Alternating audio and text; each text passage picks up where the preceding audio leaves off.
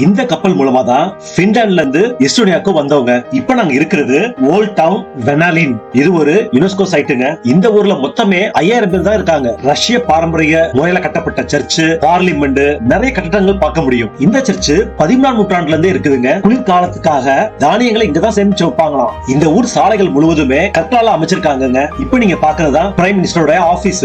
ஸ்வீடன்ல இருந்தும் பின்லாந்துல இருந்தும் Baltic C மூலமா கப்பல்லையே இந்த எஸ்டோனியாவுக்கு வந்துடலாம். இங்க இருந்து வெறும் 140 கிலோமீட்டர்ல செயின்ட் பீட்டர்ஸ்பர்க் ரஷ்யாவுக்கு போயிடலாம். இந்த எஸ்டோனியா கண்ட்ரில மொத்தம் 4.5 லட்சம் பேர் தாங்க இருக்காங்க. இவங்களுடைய லாங்குவேஜ் எஸ்டோனியன் லாங்குவேஜ். 1219ல டேனிஷ் பீப்புளால தான் இந்த கண்ட்ரி கண்டுபிடிக்கப்பட்டது. உலகத்திலேயே மோஸ்ட் டிஜிட்டல் அட்வான்ஸ் சிட்டினா இந்த டாலின் கேபிட்டல் சிட்டி தாங்க. இங்க ஆட்சியே இ கவர்மெண்ட் தான் நடக்குது. இந்த ஊர் ஃபுல்லாவே ஃப்ரீ பப்ளிக் வைஃபைங்க. ஸ்கைப் பிளாட்ஃபார்ம் இங்க தாங்க டெவலப் பண்ணாங்க.